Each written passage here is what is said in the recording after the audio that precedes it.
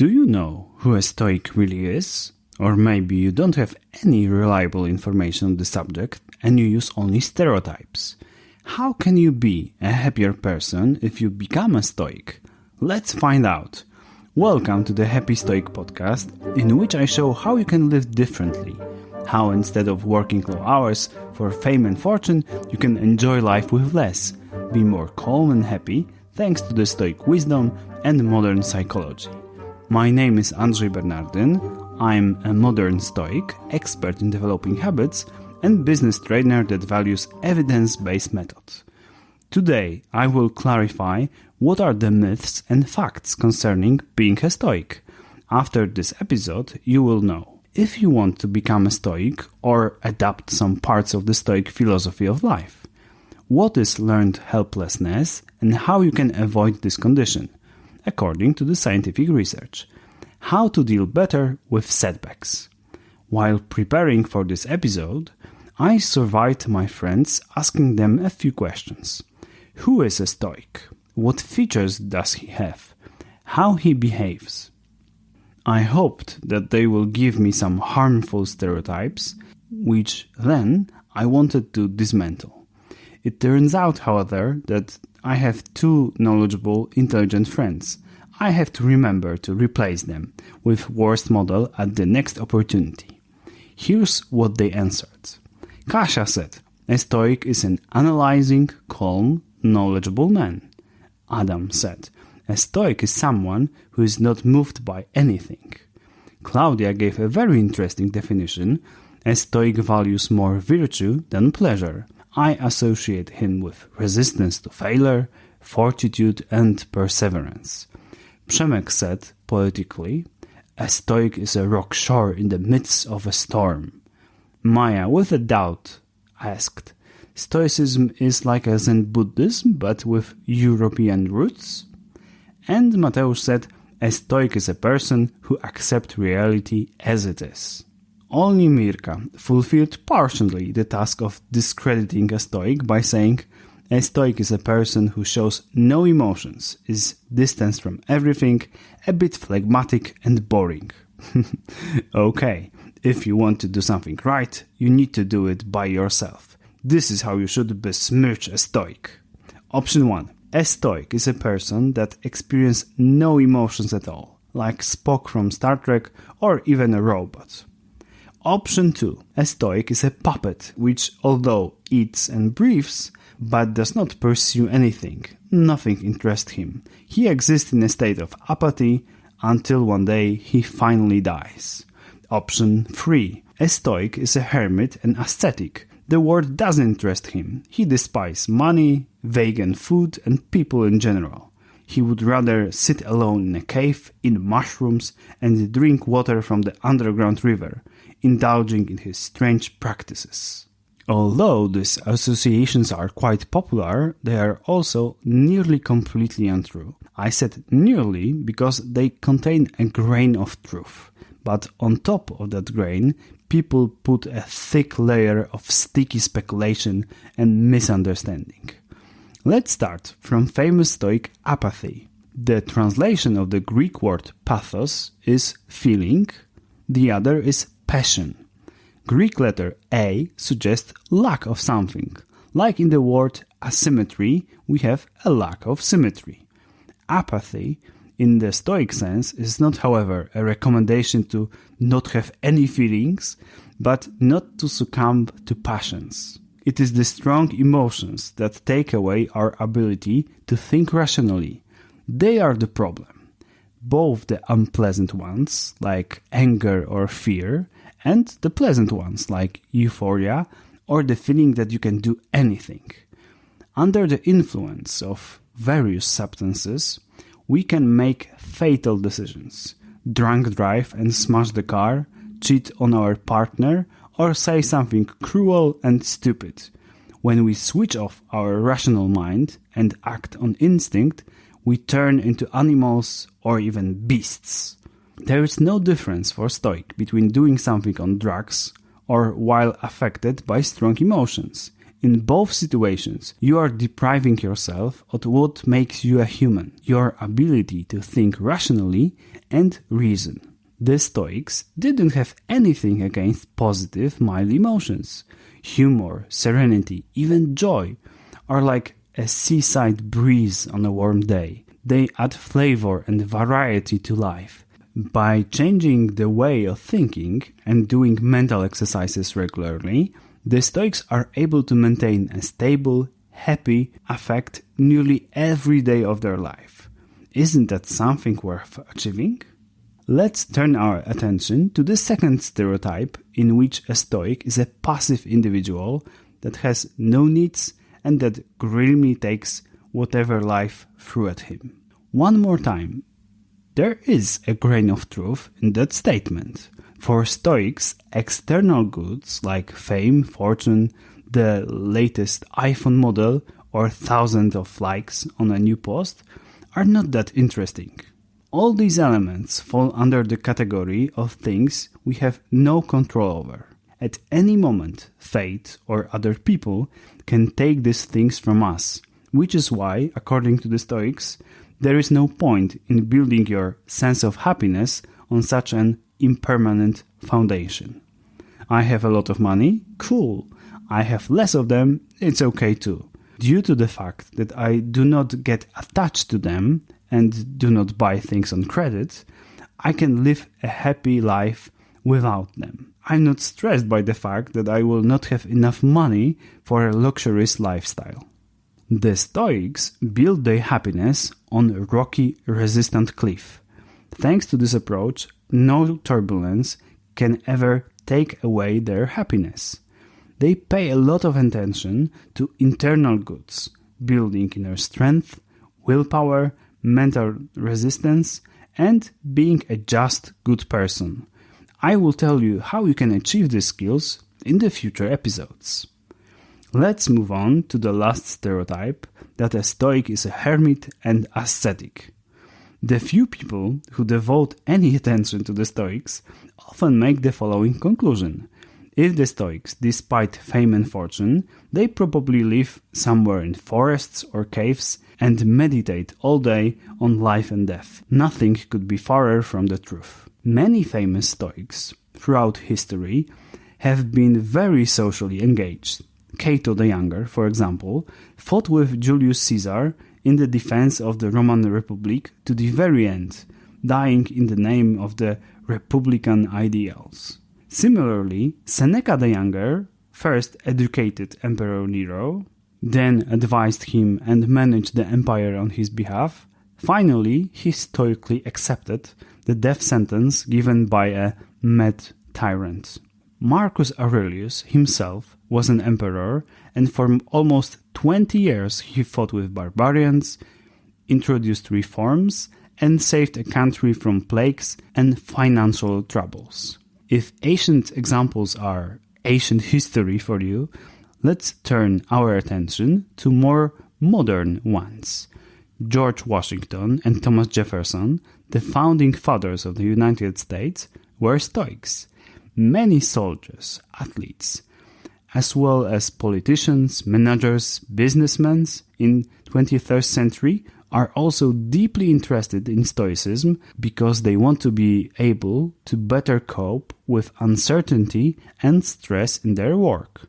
By using these examples, I want to show you that the Stoics are people of action who love effort and work, often for the benefit of the entire community in which they live, not just their own interests. It is also not the case that a new Stoic convert, which means somebody who decided to become a Stoic, gives away all his fortune.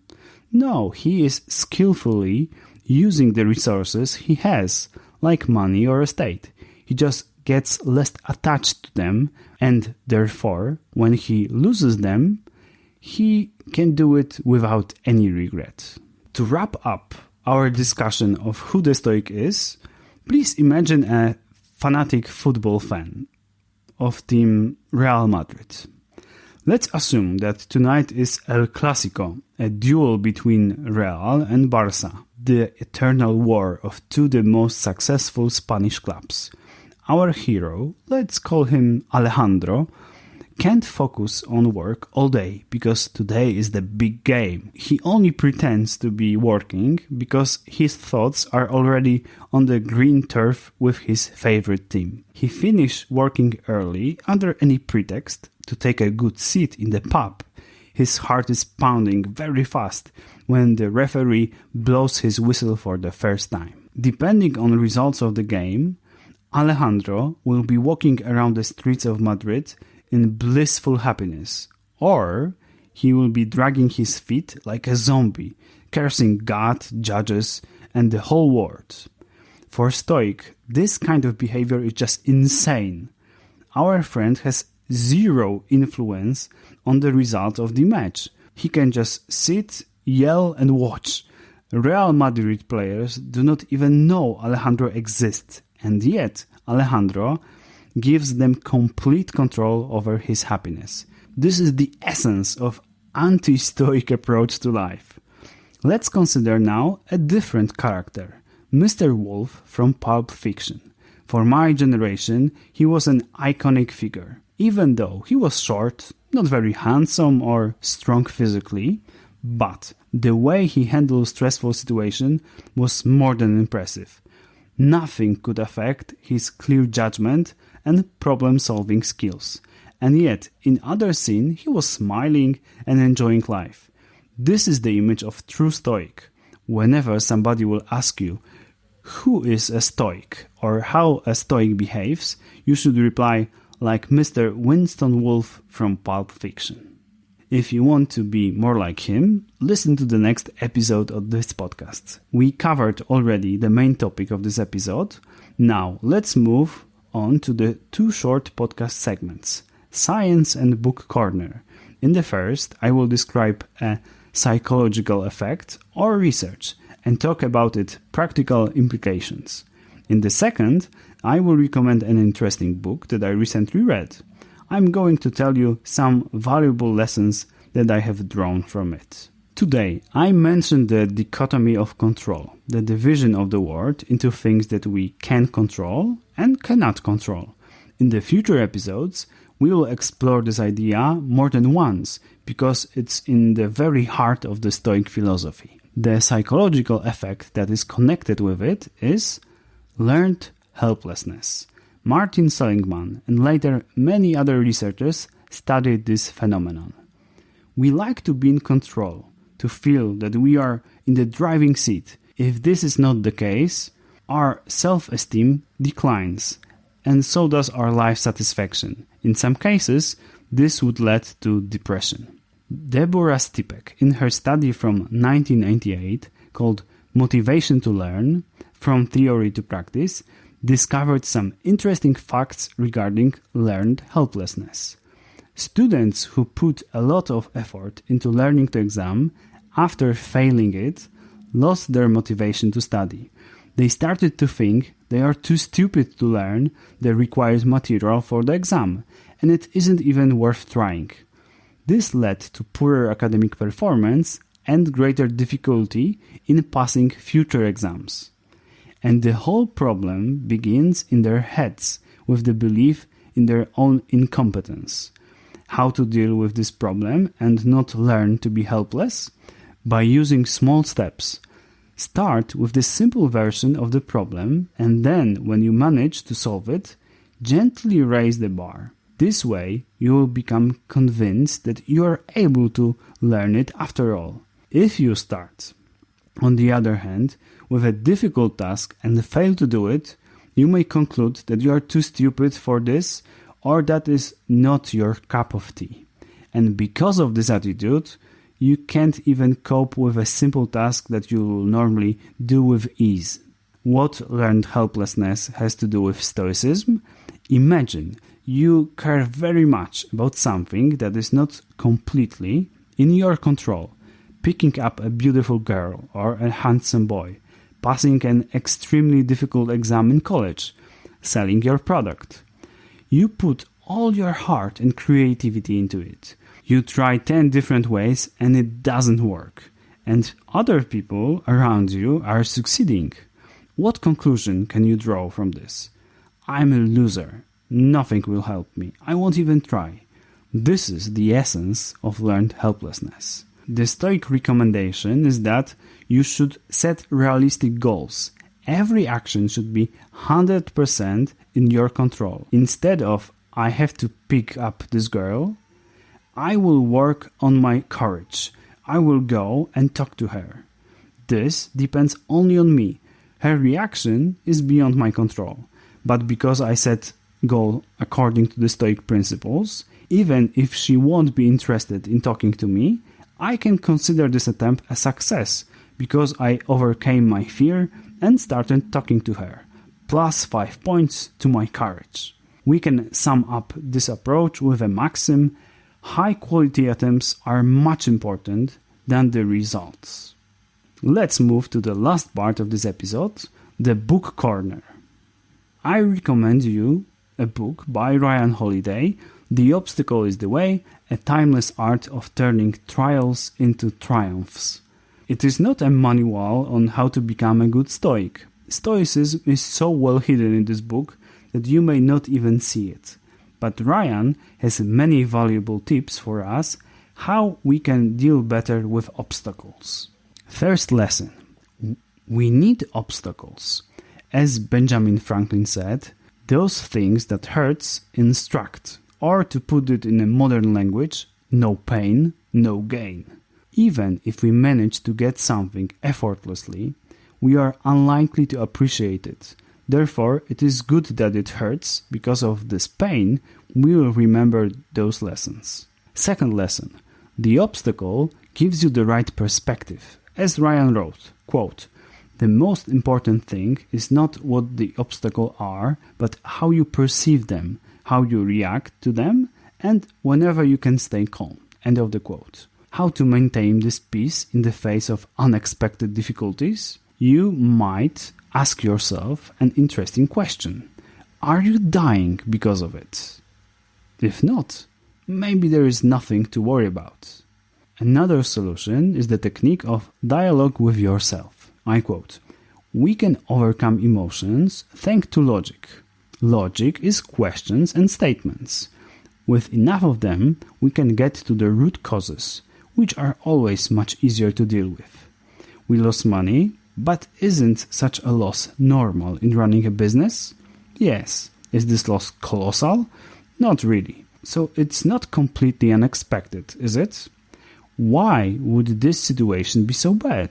Why are you so worried about something that has to happen at least once in a while?" End of the quote. The second recommended technique is advise your friend. I quote, "Objectivity means removing you, the subjective element, from the entire equation. Think what happens when you give advice to others. For you, their problems are simple and understandable, and the solutions are obvious." End of the quote. Think about your problems and imagine that it didn't happen to you. Write or talk to your friend, and by creating a distance, you may discover simple and effective ways to solve the problem. And if, after all, you fail to turn an obstacle into an opportunity, remember what said billionaire Richard Branson. Business opportunities are like buses. There is always another one.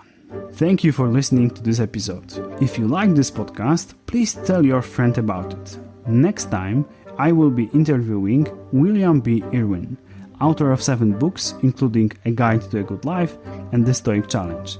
Have a happy life, and till next time.